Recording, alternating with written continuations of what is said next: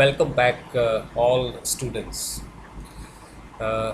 Last videoમાં exercise જોઈ હતી આપણે on vocabulary.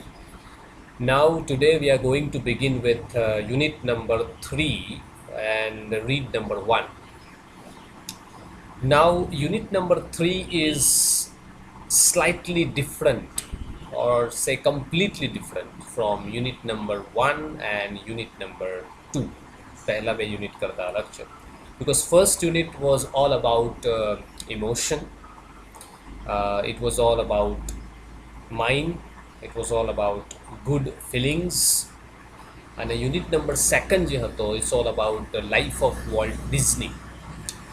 તો હવે જે આ યુનિટ છે એ ડિફરન્ટ છે because it is related to our mind also, જે આપણા માઇન્ડ સાથે જોડાયેલો છે. It is related to psychology જેને આપણે પ્રનાઉન્સ કરીએ છીએ, દેટ ઇઝ મનોવિજ્ઞાન સાથે કનેક્ટેડ યુનિટ કહી શકાય. It is connected with our on thinking power, આપણી પોતાની જે વિચાર શક્તિ છે, વિચારવાની જે એબિલિટી છે એની સાથે કનેક્ટેડ છે. તો મેનેજ યોર સ્ટ્રેસ ટાઇટલ તમે અહીંયા જોઈ શકો છો in your text book.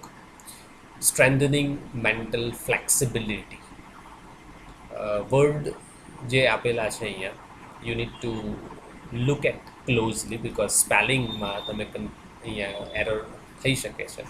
So better you should write down first of all the spelling of this two main word, that is strengthening and flexibility. આપણે એને સમજવાની કોશિશ કરીશું. સ્ટ્રેસ એક કોમન વર્ડ છે, we all know it very well and we hear this word daily. આપણે રોજ એને સાંભળતા પણ હોઈએ છીએ. We read also in newspaper. Even કે હવે ગુજરાતીમાં પણ સ્ટ્રેસ વર્ડ કોમનલી યુઝ થાય છે. ગુજરાતી એનો મિનિંગ આપણે તાણ કરીએ છીએ, માનસિક તાણ જેને કહેવાય.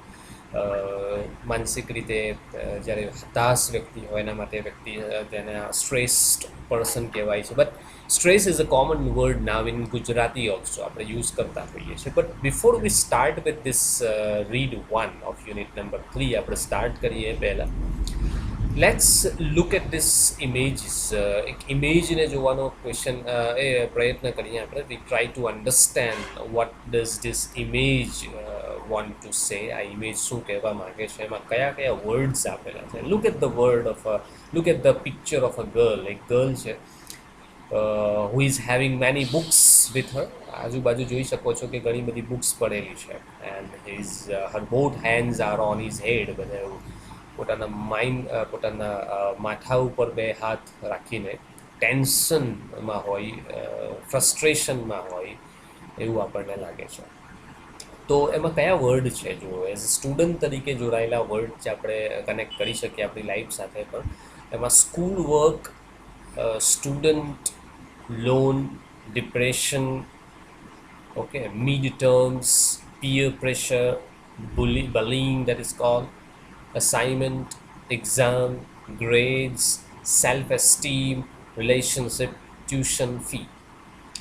તો આ જે બધા જ વર્ડ્સ છે એક સ્ટુડન્ટ સાથે જોડાયેલા છે અથવા તો લાઈફ ઓફ સ્ટુડન્ટ સાથે જોડાયેલા છે. એમાં જોઈ શકો છો કે ડિપ્રેશન, હતાશા, મિડ ટર્મ્સ, એક્ઝામ જ્યારે આવે છે, મિડ ટર્મ્સ, એક ટર્મ પૂરી થાય પછી બીજી ટર્મ આવે છે જે કોલેજ સાથે જોડાયેલો છે. પણ સ્કૂલમાં આપણે કહીએ તો એક સેમેસ્ટર હોય, બીજું સેમેસ્ટર હોય, એક ટર્મ હોય, બીજી ટર્મ હોય. પિયર પ્રેશર એટલે આપણા જે સાથે રહેનારા જે સ્ટુડન્ટ્સ છે, મિત્રો છે, એનું પ્રેશર હોય છે. બલિંગ થાય છે, અમુક ટીઝિંગ પણ થાય છે. અસાઇનમેન્ટ આપવામાં આવે છે એનું વર્ક પ્રેશર હોય છે. એક્ઝામ આવતી હોય છે, first exam, second exam, final exam, periodic exam, unit test, okay. Grades, result આવે ત્યારે પણ, રિઝલ્ટ આવતા પહેલાં, રિઝલ્ટ આવે ત્યારે, રિઝલ્ટ આવ્યા પછી એક નવા જ પ્રકારનું પ્રેશર આવતું હોય છે, મેન્ટલ પ્રેશર. સેલ્ફ એસ્ટીમ, પોતાને જે કરવું હોય છે, અચીવ કરવું હોય છે એ માટેનું ટાર્ગેટ હોય છે અને જો અચીવ ના થાય તો એનો એક ડર હોય છે.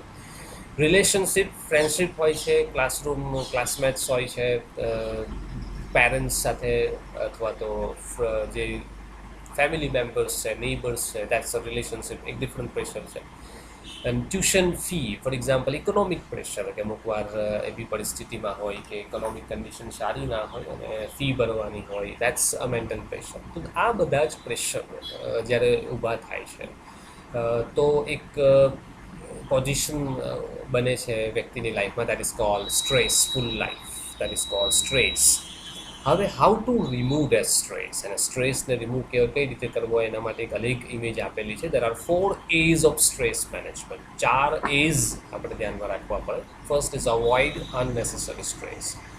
જે પણ વધારે પડતો સ્ટ્રેસ કે ટેન્શન છે એને દૂર કરવું. ઓલ્ટર ધ સિચ્યુએશન, કોઈ પરિસ્થિતિ અનુકૂળ નથી તો એ પરિસ્થિતિને બદલીને બીજી પરિસ્થિતિમાં સામેલ થઈ જવું. અડેપ્ટ ટુ ધ સિચ્યુએશન, પરિસ્થિતિને સાનુકૂળ બની જવું, અડેપ્ટ કરી દેવી. કોઈ નવી જગ્યાએ જઈએ અથવા તો નવી કોઈ પોઝિશન ઊભી થાય અથવા તો નવું પ્રોબ્લેમ આવે તો એને સોલ્વ કરવા માટે જો અડેપ્ટ થવું પડે નવી સિચ્યુએશનમાં, એને સાનુકૂળ થવું પડે તો એ કરવું પડે, તો એનાથી સ્ટ્રેસ મેનેજ થઈ શકે. અને અક્સેપ્ટ ધ થિંગ્સ યુ કાન ચેન્જ, જે વસ્તુને તમે બદલી શકતા નથી. ફોર એક્ઝામ્પલ, જે પ્રોબ્લેમ્સ ઊભા થાય, જે પ્રોબ્લેમ્સ થાય જ છે, બસ એને સોલ્યુશન શોધવાનું હોય છે. એનો મિનિંગ કે જે આપણે બદલી શકતા નથી ઇમિજિએટલી, એને અક્સેપ્ટ કરી લેવું પડે અને એ પરિસ્થિતિમાં લાઈફને આગળ વધારવી પડે. These are the 4 A's of stress management. હવે આપણે સીધા જઈશું આપણી ટેક્સ્ટ પર, જે 2 ઇમેજીસ હતી આની સાથે જોડાયેલી છે. તો હવે તમને એક આઈડિયા મળ્યો હશે કે જે આ રીડ આપણે જે જોવાના છે, it's all about stress. Now manage your stress, strengthening your mental flexibility. માનસિક ફ્લેક્સિબિલિટી કઈ રીતે વધારવી? ફ્લેક્સિબિલિટી કોને કહેવાય? For example, try to understand the word flexibility in detail. For example, you are working, તમે કોઈ કામ કરી રહ્યા છો, you are reading, you are writing, or you are doing anything. Okay. Now suppose એવી પરિસ્થિતિ આવે કે તમારે એ કામમાંથી કામ તો હોય પણ બીજું એક કામ આવી જાય અને એ કામ માટે તમારે આગળ વધવું પડે અને કામ કરવાનું જ હોય, તો you just try to be flexible. Flexible means always changeable બનવાનો પ્રયત્ન કર્યો. એક જ સ્ટેટમાં રહેવાનો પ્રયત્ન નથી કરવાનો કે how can I do this, I am doing this, હું આ કામ કરી રહ્યો છું કે કરી રહી છું તો હું પેલું કામ કરી શકતી નથી. તો ફ્લેક્સિબિલિટી આને નહીં કહેવાય. ફ્લેક્સિબિલિટી કોને કહેવાય? કે all the time ready for doing anything, કોઈ પણ કામ કરવા માટે રેડી થઈ જાઓ. ફ્લેક્સિબિલિટી, સિચ્યુએશન ગમે તેવી હોય, પરિસ્થિતિ ગમે તેવી હોય, કન્ડિશન ગમે તેવી હોય, just try to be flexible, try to be dynamic, try to be changeable. આને કહેવાય છે ફ્લેક્સિબિલિટી. ઓકે, તો એને આપણે વધારે સમજીશું જ્યારે આગળ વધીશું ત્યારે. Now mind, emotions and body are all closely interlinked with and always work together. Remember, true અને ફોલ્સમાં આ સેન્ટેન્સીસ વારંવાર આવે છે એક્ઝામમાં.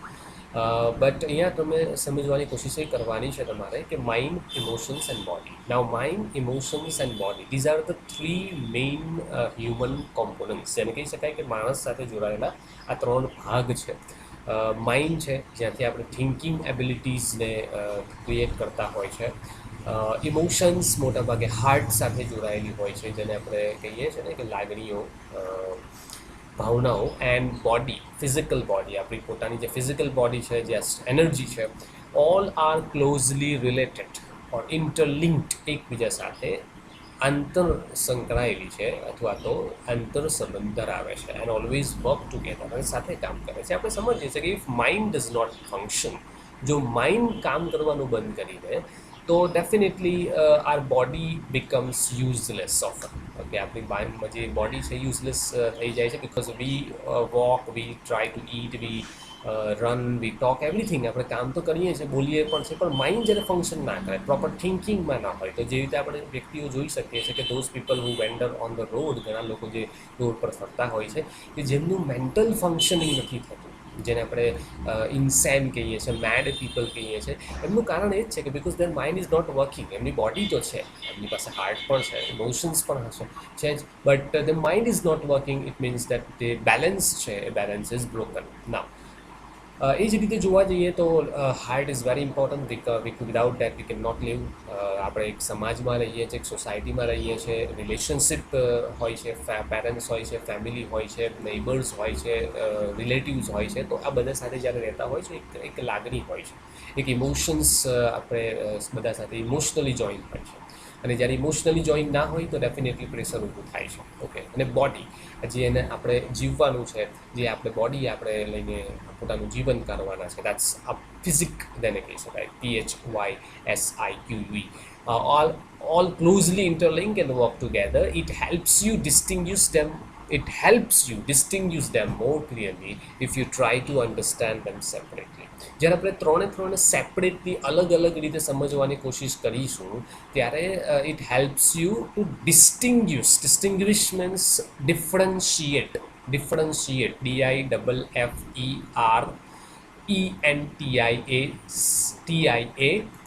ડિફરન્શિએટનો મિનિંગ શું થાય છે?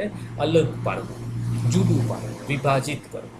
જો આપણે ત્રણને અલગ રીતે સમજવાની કોશિશ કરીશું તો ડિફરન્શિએટ કરી શકીશું ધેમ મોર ક્લિયરલી. યોર મેન્ટલ કેપેસિટીઝ, આપણી જે માનસિક એબિલિટીઝ છે, આપણી માનસિક કૌશલ્યો જે છે અથવા તો જેની પાસે જે આપણી ક્ષમતાઓ રહેલી છે, our your abilities to concentrate. તો this is a short question. એક શોર્ટ ક્વેશ્ચન અહીંયા બની શકે છે કે our mental capacities, what are our mental capacities? Our mental capacities are our abilities to concentrate. Concentrationનો મિનિંગ થાય છે એકાગ્રતા. For example, one cricketer who is playing in the ground as a batsman, એક ક્રિકેટર બેટ્સમેન તરીકે ગ્રાઉન્ડમાં રમી રહ્યો છે.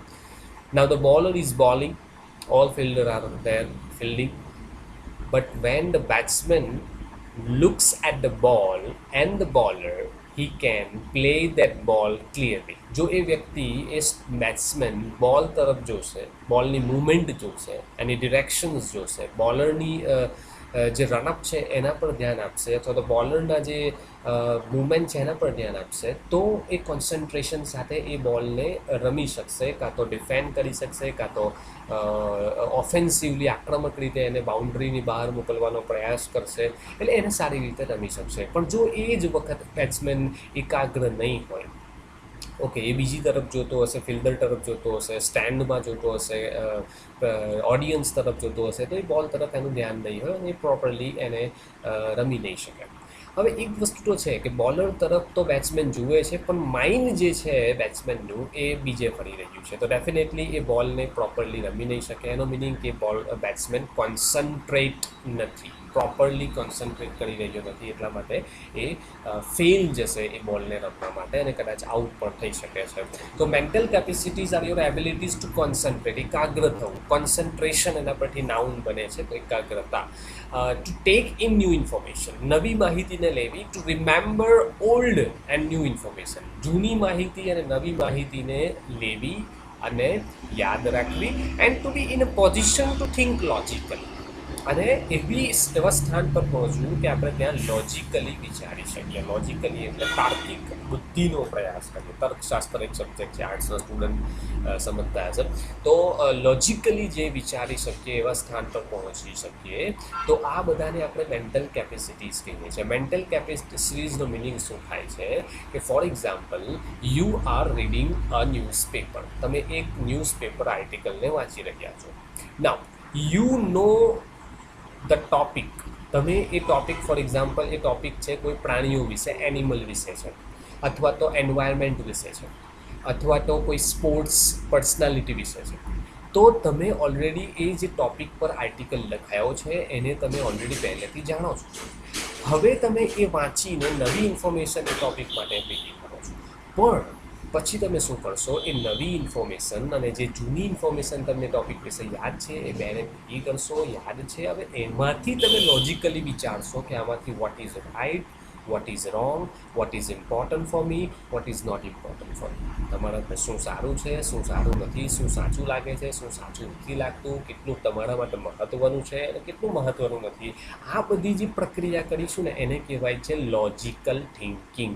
This are our mental capacities. આ આપણી મેન્ટલ એબિલિટીઝ છે અથવા કેપેસિટીઝ છે, જેને રેશનાલ કહેવાય છે. પાછળથી વર્ડ આવે છે RATIONAL, rational, logical thinking. Okay, that's it. Now so you need your mental capacity. હવે આપણને કેમ જરૂર પડે છે આ મેન્ટલ કેપેસિટીઝની? You need your mental capacities in order to study to work to impose a constructive and workable order on your life and to make rational day-to-day decisions. સો અહીંયા તમારે અંડરલાઇન કરવાની છે એક લેંગ્વેજ ફંક્શન આવે છે એ language ફંક્શનનું નામ છે expressing purpose. You need your mental capacity in order to purpose બતાવે છે. ઇન ઓર્ડર ટુ પછી ક્રિયાપદ હોય છે. Most of the time you find ક્રિયાપદ અહીંયા હોય છે. You need your mental capacity in order to study, તમારે કામ કરવા માટે, અભ્યાસ કરવા માટે, in order to work, to impose a constructive and workable order, તમારે એક ચોક્કસ પ્લાન બનાવવા માટે, સ્ટ્રેટેજી બનાવવા માટે, આયોજન કરવા માટે, કન્સ્ટ્રક્ટિવ અને systematic workable order on your life, તમારા જીવન માટે, એન્ડ ટુ મેક રેશનલ અને logical thinking day to day decisions, અને તમારે જે નિર્ણયો લેવાના છે એ માટે લોજિકલ થિંકિંગની જરૂર પડે છે. અહીંયા સમજવાની કોશિશ એ કરવાની છે કે ધીસ ઇઝ ધ ટાર્ગેટ. આપણી મેન્ટલ કેપેસિટીઝ હોવાનું મુખ્ય ટાર્ગેટ શું છે? ડિસિઝન્સ લેવા, નિર્ણય લેવા. For example you want to buy a car. તમારે એક કાર ખરીદવી છે. Now there are many models available, there are many companies who produce car. ઘણી બધી કંપનીઝ નવી કાર પ્રોડક્શન કરતી હોય છે અને નવા મોડલ્સ પણ હોય છે, નવા એસેસરીઝ હોય છે, ફીચર્સ હોય છે. ઓકે, હવે તમે 5 કે 6 વ્યક્તિઓનો ઓપિનિયન્સ લીધો, જે એક્સપિરિયન્સ છે કાર બાબતમાં, તો તમે એ બધાનો એક્સપિરિયન્સ લીધો.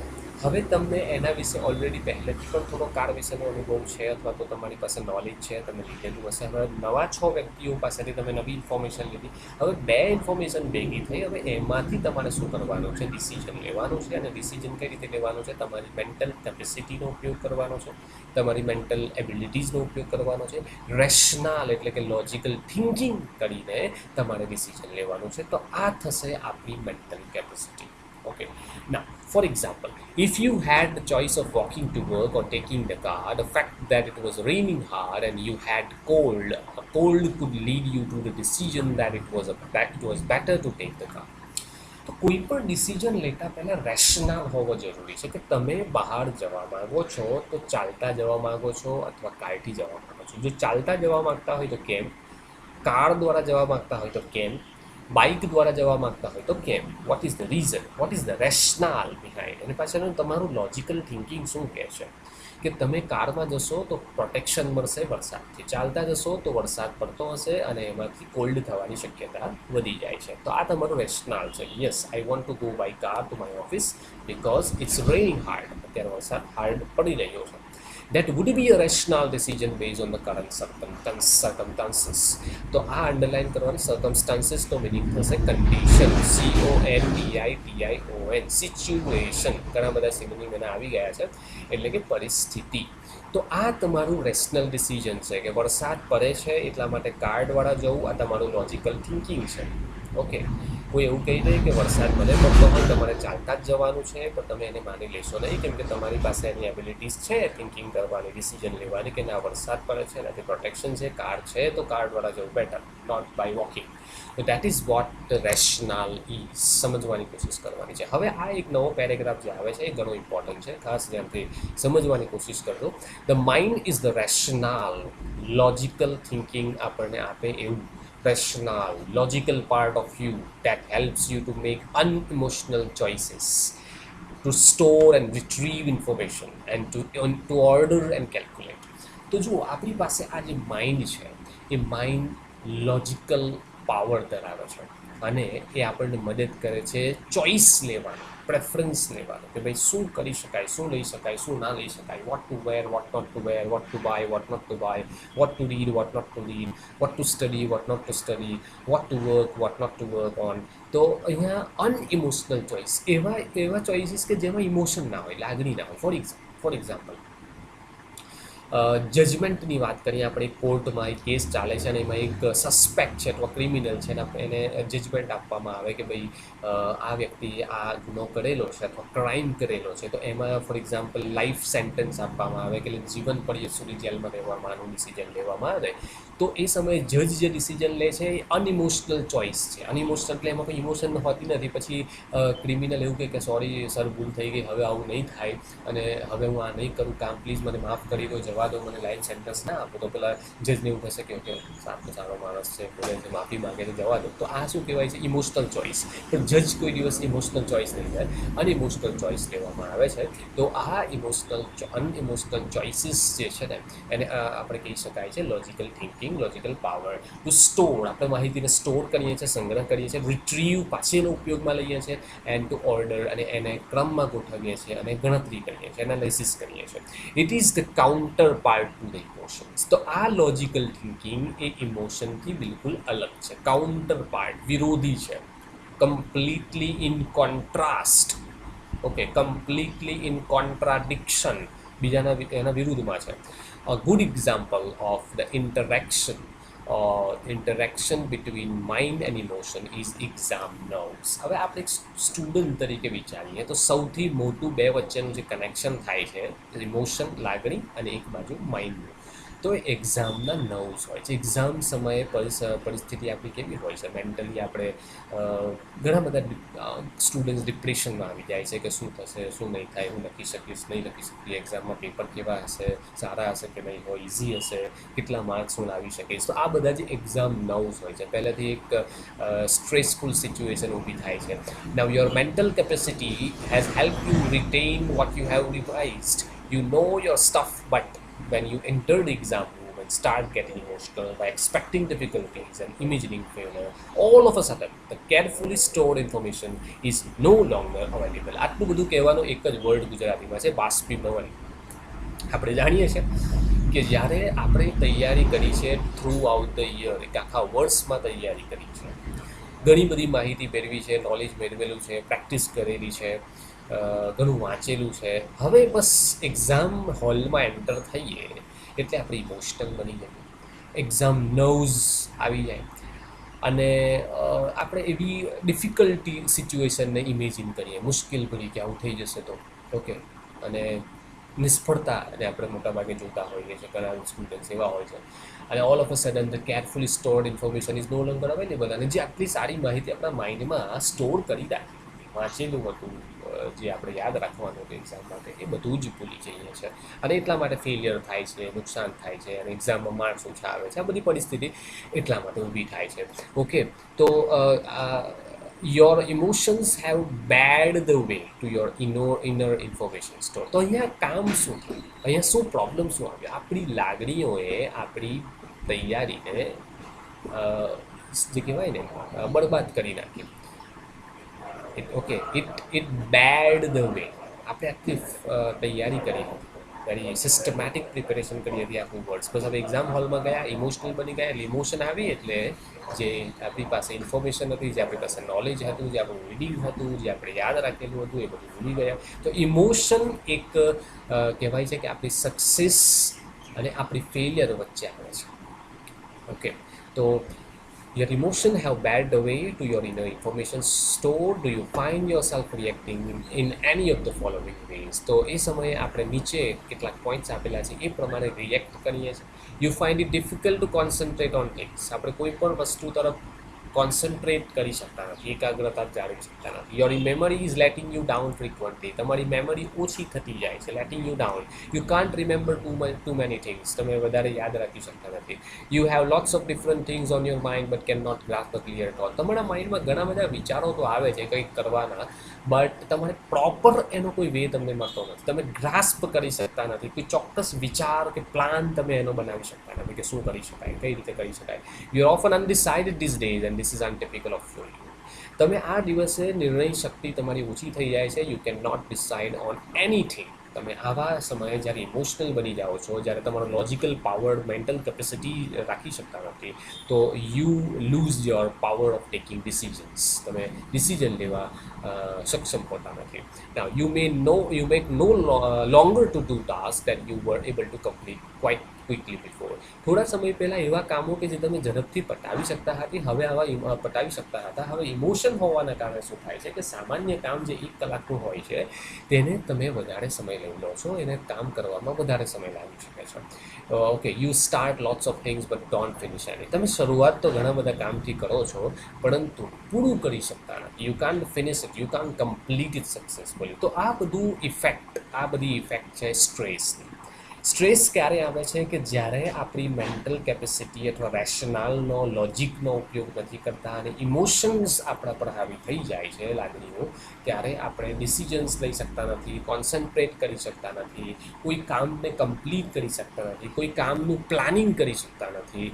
અને આ બધું થાય છે ત્યારે સ્ટ્રેસ બોર્ન થાય છે અને ધીમે ધીમે આપણે સ્ટ્રેસફુલ સિચ્યુએશન તરફ જતા હોઈએ છીએ. So I end this video today. I hope this is the first part of the video. Second part of the વિડીયોમાં we will not take all points, we will take some important points in the next video. આપણે એક એવી slide બનાવીશું કે જે આપણા માટે important હોય અને એમાંથી સમજવાની કોશિશ કરીશું. we will not take up everything from this reel. તો અહીંયા પાર્ટ 1 અહીંયા કમ્પ્લીટ થાય છે, એટલે કે પાર્ટ 1 આપણે અહીંયા સુધી રાખીએ છીએ ને, because this part is very important. This 2-3 paragraphs જે આપણે ડિસ્કસ કર્યા, એમાં ઘણા વર્ડ્સ આવ્યા, લેંગ્વેજ ફંક્શન્સની વાત થઈ, અને જે ટોપિક છે stress, rational, logic, mental capacity, આ બધા વર્ડ્સને તમારે ધ્યાનમાં રાખવાના છે અને સ્ટડી કરવાની છે, પ્રેક્ટિસ કરતા રહેવાનું છે. Thank you very much.